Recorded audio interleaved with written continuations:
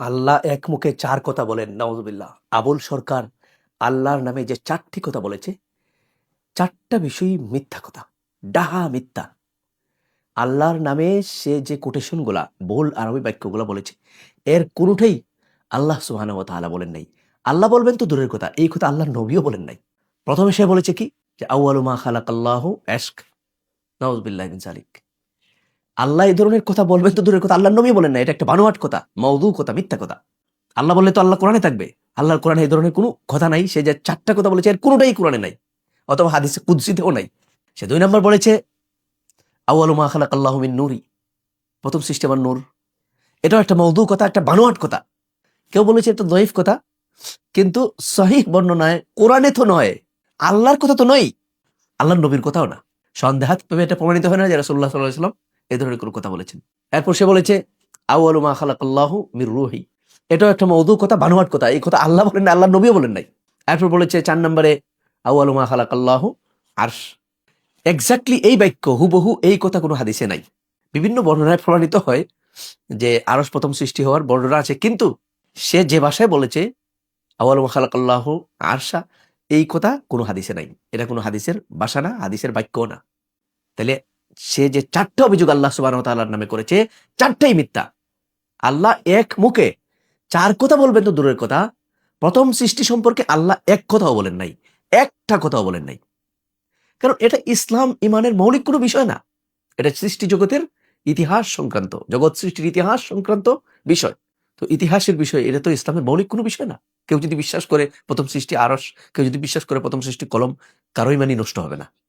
একদল বিশ্বাস করে প্রথম সৃষ্টি আরশ, আর একদল বিশ্বাস করে প্রথম সৃষ্টি কলম, কোনো সমস্যা নেই, কারো ইমান নষ্ট হবে না। কারণ এটা ইসলাম ইমানের মৌলিক কোনো বিষয় না। তাইলে ১ নম্বরে প্রমাণিত হলো বাউল সরকার, বাউল আবুল সরকার যে মিথ্যা কথা বলেছে, এটা আল্লাহর নামে জঘন্য মিথ্যা কথা, এবং এটা তার অজ্ঞতা, তার মূর্খতার পরিচয়। আমাদের আশ্চর্য লাগে যখন ফরহাদ মজহারের মতো পথভ্রষ্ট জ্ঞান পাপীরা এই সমস্ত মূর্খদেরকে সাপোর্ট করে। তবে একজন ইমানদার হিসেবে এই প্রশ্নগুলির উত্তর, এই যে সন্দেহ, শয়তানের ওয়াসওয়াসা, আল্লাহর নামে মিথ্যা ওয়াসওয়াসা, মিথ্যা প্রচারণা তারা চালাচ্ছে, ইমানদারের মনে শয়তান এই সুযোগে ওয়াসওয়াসা তৈরি করবে যে আল্লাহ আসলে কি চার কথা বলেন নাকি। এই জন্য এর উত্তর জানা প্রয়োজন।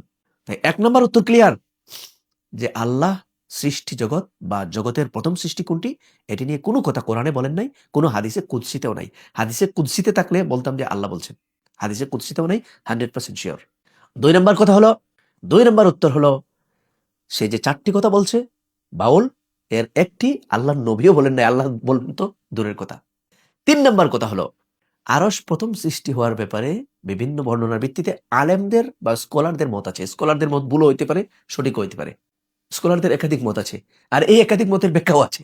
কথা হলো আল্লাহর কথা তো না, এটা আল্লাহর নামে মিথ্যা বলবে কেন, যে আল্লাহ এক মুখে চারটা কথা বলে। স্কলারদের মত আছে, কেউ বলছে প্রথমে আরশ, কেউ বলছে প্রথমে পানি, কেউ বলছে প্রথমে কলম। ৩টা কথাই সত্য, এর কোনোটা মিথ্যা না। এর ১ নম্বর ব্যাখ্যা হলো, একজন একটা বাড়ি বানিয়েছে, সে বলল যে আমি বাড়ি বানানোর আগে প্রথমেই আমি এখানে মাটি ভরাট করেছি, দেয়াল দিয়েছি, পানির ব্যবস্থা করেছি, ডিপ ইনস্টল করেছি। কয়টা কাজ করেছে? ৩টা। কিন্তু বলছে একসাথে, প্রথমেই আমি এখানে নিরাপত্তা দেয়াল দিয়েছি, মাটি ভরাট করেছি, পানির ব্যবস্থা করেছি। তো এই কথার মধ্যে মিথ্যা কিছু আছে? সে প্রথম দিকে এই ৩টা কাজই করে ফেলেছে। এর সমস্যা কোথায়? এই ধরনের বর্ণনা আল্লাহ সুবহানাহু ওয়া তাআলা যেটি বলেন নাই, আল্লাহর নবীও বলেন নাই, কেমন করে এই ধরনের মিথ্যা অপবাদ আল্লাহর নামে দিয়ে আল্লাহ সুবহানাহু ওয়া তাআলার ব্যাপারে মানুষ এই ধরনের বেয়াদবিমূলক, এই ধরনের চরম কুফরি মন্তব্য করতে পারে? আর এক শ্রেণীর মানুষ এগুলাকে শুনে, এগুলো তো অশ্রাব্য, এগুলো তো শোনার মতো যোগ্যতাই রাখে না, অথচ এগুলো মানুষ শুনতেছে। উলাইকা কালানাম, এরা তো পশু। এত জঘন্য কথা বলেছে যে কাবুরাত কালিমাতান তাখরুজু মিন আফওয়াহিহিম ইন ইয়াকুলুনা ইল্লা কাযিবা। জঘন্য কথা তার মুখ থেকে বের হয়েছে, এবং এটা মিথ্যা ছাড়া আর কিছু নয়। তাকাদুস সামাওয়াতু ইয়াতাফাত্তারনা মিনহু ওয়া তানশাক্কুল আরদু ওয়া তাখিরুল জিবালু হাদ্দা। এমন জঘন্য কথা এরা বলেছে মুশরিকদের মতো, যেন আকাশ ফেটে পড়বে। এই ধরনের জঘন্য কথা আল্লাহর নামে কিভাবে বলে? জমিন ফেটে যাবে, পাহাড় ধসে পড়বে, এই ধরনের জঘন্য কথা আল্লাহর নামে এরা বলে যাচ্ছে। এদের বিরুদ্ধে অবশ্যই আইনানুগ ব্যবস্থা নিতে হবে। This is blasphemous, this is definitely blasphemous. Blasphemy আইনে এদের বিচার করতে হবে। না হলে এই ধরনের মিথ্যা কথা, যদি এটা কোরআনের কথা হতো, আল্লাহ চারভাবে একই কথা 4 জায়গায় একই ইনফরমেশন, একই বিষয়ে 4 কথা 4 জায়গায় বলতেন, তাহলে একটা ডিবেটের বিষয় ছিল। এটা তো কোনো ডিবেটের বিষয় না। আল্লাহর নামে সে জঘন্য মিথ্যা কথা বলেছে। আল্লাহ এই ধরনের কোনো কথা কোথাও বলেন নাই। সুতরাং এদের বিরুদ্ধে আল্লাহ সুবহানাহু ওয়া তাআলা এবং বাংলাদেশের কোটি, কোটি মানুষের ধর্মীয় সেন্টিমেন্টে আঘাত করে, আল্লাহর নামে মিথ্যা বলে তারা ব্লাসফেমাস, অবশ্যই এই ধর্ম অবমাননার জঘন্য অপরাধ তারা করেছে এবং তাদের বিরুদ্ধে সর্বোচ্চ শাস্তি নিশ্চিত করতে হবে।